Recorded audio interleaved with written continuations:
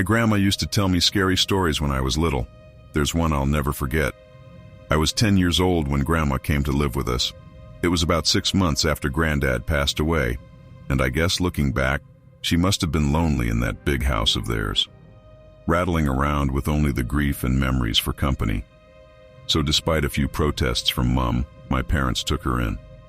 There were no protests from me, none at all. Grandma was loud and fun, and I loved her. She had an almost limitless supply of boiled sweets, and she'd always slip me a couple whenever she saw me. She was always the first to stick up for me when I got in trouble too. But it was her stories I loved best. Grandma had all kinds of stories. Stories about growing up during World War II, and stories about the things she'd get up to with her friends on the South Coast after her family had been evacuated. Sad stories, funny stories, adventure stories. But it was her scary stories that were my favorite. Grandma had lots of scary stories. She told me she dabbled in the occult when she was a teenager, trying out Ouija boards with her friends, tarot cards, fortune-telling, all that stuff. Most of the stories I'd laugh off or forget about not long after she was done telling them. But there were a couple that really did spook me a bit. I was only 10 at the time, you have to understand, and Grandma certainly knew how to bring the stories to life. She'd shut off the lights in my room so only the glow of the night sky shone through the curtains, and she'd shuffle in real close enough so I could see the wrinkles on her face and smell the boiled sweets on her breath, close enough so her deep blue eyes could stare straight into mine. She must have given me nightmares with a few of those tales, but now, years later, there's only one that I can still remember. Only one that's stuck with me. The story about the shower and Mr. Longfingers. Grandma told me about Mr. Longfingers one night after I asked about her baths. Grandma used to love her baths. She'd spend ages in them, light candles and incense, and lie in the tub humming to herself until the water turned cold. It drove my mom crazy. But when I asked her why she loved them so much, she said it was the only place she could relax. It was the only place that was safe for her to relax. You know, people like me who are, well, more sensitive to certain things, we have to have baths. She told me seriously one night, shuffling closer on the bed. I couldn't possibly spend that long in the shower. It'd be far too risky. Grandma stared at me with those blue eyes of hers, unsmiling, and I knew it was time for one of her stories, one of the scary ones. I shivered with pleasure and pulled the covers up to my chin. Why is it risky, Grandma? She half turned to look out the window, watching me from the corner of her eye, pausing for effect. I waited, feeling my heart rate pick up ever so slightly in my chest. Well, she said after a moment, it's only risky if you close your eyes, of course. If you close your eyes for longer than 10 seconds. What do you mean? Why? Well, do you ever play that game in the playground with your friends? The one where someone turns their back and the others sneak up on them when they're not looking? I nodded, and Grandma nodded back. Exactly. So that's what it's like in the shower, when you have your eyes closed. That's what it's like with Mr. Longfingers. A cold itch tickled back. Who's Mr. Longfingers, Grandma? She let out a deep breath, as if she wished she hadn't said anything, turned her head back to face mine. When she next spoke, she'd lowered her voice. No one knows exactly, Grandma whispered. Some think it's a creature that's attracted to the heat and smell we give off in there. Others think it's a demon that finds a way into our realm through the dense steam clouds. No one can say for sure, because the only ones who have actually seen Mr. Longfingers aren't ever going to be able to tell you. I pulled in a breath. Why not? Grandma shuffled closer along the bed and leaned towards me, leaving my question hanging in the air. Don't you worry about it, sweetheart. Don't worry your pretty head. As long as you remember the rules, you'll be fine. What rules? Well, when you're in the shower, you try not to close your eyes for too long. 5 seconds is fine, and 10 is just about okay too. But any longer than that? Yeah, then what?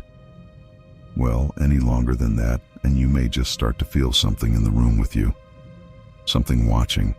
And if you ever go longer than 15 seconds, that's when you might start to hear a noise too. Hear what? The soft tap, tap, tap of fingers on glass, fingers drumming against the glass door of the shower. If you do ever hear that noise, God forbid, will you make me a promise? What, Grandma? Promise me you'll never open your eyes. I barely slept that night, hardly at all. I'd close my eyes and try to relax, but every time I did, I'd imagine a face pressed against my bedroom window, staring in at me. And when I did finally get to sleep, I had nightmares. Bad ones. I had them all week, in fact. Dreams about disembodied eyes watching me in the dark, and long fingers reaching out to touch my exposed skin. It wasn't any better when I was awake either. Not really. The shower was the worst. That's when Grandma's story really got to me. I'd never thought about it before, but suddenly I had trouble shutting my eyes in there. I'd be standing beneath the beating water, shampoo running down my face, and as soon as I squinted my eyelids closed, I'd hear Grandma's words running through my head. 5 seconds is fine, and 10 is just about okay too. But any longer than that, I'd rub my hair fast, feeling the shampoo dripping off my chin, and as soon as I'd counted past 5 seconds, I'd feel it. A sort of pressure. Not a feeling of being watched exactly, but something close to that. I'd run my fingers faster and faster through my hair, frantically trying to get the suds out, and the ready blackness behind my closed eyes, coupled with the rush of water in my ears, would feel like a held breath, like the silence before a scream. The seconds would race through my mind, and I'd be so desperate to open my eyes again that I'd sometimes do it before my hair was rinsed fully clean and my eyes would sting with shampoo. But before I shut them again, I'd always be sure to peer out through the steamed glass door of the shower cubicle, just to make sure I was still alone. It wasn't long before Mom realized something was up. She heard me crying out in my sleep one night and came in to comfort me, asked me what the matter was, and it all came out. I told her about Grandma's stories and about Mr. Longfingers. She got this look on her face when I was telling her, like she used to get with me when I'd made her really mad. This wide-eyed, angry look. Only this time she wasn't angry with me. She was angry with Grandma. My parents' room was next to mine, and sometimes, if I pressed my ear against the wall, I could hear them talking in there. Soft whispers. That night, though, after Mom was satisfied I wasn't scared anymore and she'd gone back to her room, the whispers weren't soft at all.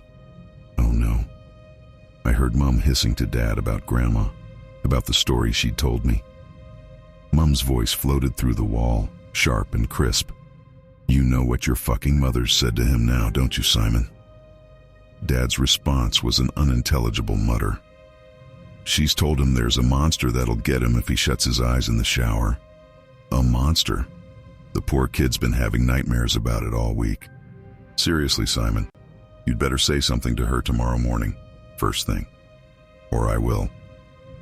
Grandma came to visit me in my room the following night. That time, as she perched on the end of my bed, there were no stories, nothing like that. Grandma just sat there and stared down at me, her blue eyes wide and sad. The light from the moon outside my window lit up her wrinkled face. "You know I'd never let anything bad happen to you, don't you?" she said after a moment. I nodded my head. "I know, Grandma." "You know I wouldn't let you come to any harm?" I nodded again. "Okay, good. That's good." She looked away from me for a moment, out the window. "You know, the things I tell you in the evening are meant to help you, sweetheart. They're meant to toughen you up a bit, protect you." She paused and shook her head. "But maybe your mom's right. Maybe I went too far this time." She looked down at me and smiled. But even then, even though I was only 10 years old, I could tell it didn't quite reach her eyes. "I'll tell you what," Grandma said. "You know what I told you about Mr. Longfingers in the shower? Well, I'm going to make sure you're safe. I'll scare the bastard off. How about that? It won't come back in a hurry if it has to face me." I stared up at Grandma, watching her face glow in the moonlight, watching her smile down at me. I nodded my head once. I was the one who found her. I don't know when exactly it happened, but I'd guess it was about a week after we had that talk in my room. A week after she told me she wouldn't let me come to any harm. I woke early that morning from a bad dream to a heavy thumping sound. I sat bolt upright in bed. My room was quiet around me, and I couldn't hear anything from the wall that joined my parents' room either. But the house wasn't entirely silent. Floating down the hall, muffled by my closed door, I could hear the sound of rushing water, the noise of the shower. I leapt out of bed and ran down the upstairs hallway, heart already pounding in my chest. As soon as I reached the closed bathroom door, I started banging on it. A deep terror was welling up inside me like cold water from a well, something I couldn't place, and I kept banging and shouting, "Grandma," over and over again, even though she didn't respond. Off to my right, I was dimly aware of voices from my parents' room, the sleepy shuffle of footsteps. But before they had a chance to make it out onto the landing, I'd lifted my hand to test out the door handle, more out of instinct than because I thought it might actually open. But the door wasn't locked. I kept banging with my free hand and it swung suddenly inwards, bringing me face to face with a wall of steam. Heat struck my skin. I squinted my eyes against the damp fog and peered into the bathroom. And before Dad pushed me to one side, before everything around me descended into shouting and tears and chaos, I saw her. I saw Grandma. She was lying naked on the floor in the shower cubicle, the water beating down around her, blue eyes bulging from her face. One hand was curled against her chest, like a dead bird, while the other trailed against the glass of the shower cubicle, the flailing finger marks she'd carved through the steam still clear and fresh. It was a heart attack that killed her. That's what my dad told me. He said Grandma was old, and the thing had struck her quickly and suddenly. She would have died fast and without pain, Dad said. She wouldn't have suffered. I knew better, though. Even as a 10-year-old kid, I knew better. And years later, writing this as an adult, I still know better. I also know my wife and kids resent me for refusing to have a shower in the house, for insisting everyone take baths. They pretend it's okay and they humor me. But I can tell they don't really understand it. Not at all. My wife thinks she does. She thinks I still carry the trauma of seeing my grandmother dying in front of me when I was little. I guess she's right in a way. But she doesn't know the full truth. Nobody does. And no one would believe me even if I told them. No one would believe me if I said the reason I don't take showers, the reason I haven't had one since I was 10 years old, isn't because I'm scarred from the sight of a dead body. It's because all those years ago, when I crept back into the still hot bathroom after the paramedics had taken Grandma's body downstairs, I made sure to check the marks her fingers had carved through the steamed glass of the shower cubicle. And those marks weren't just on the inside.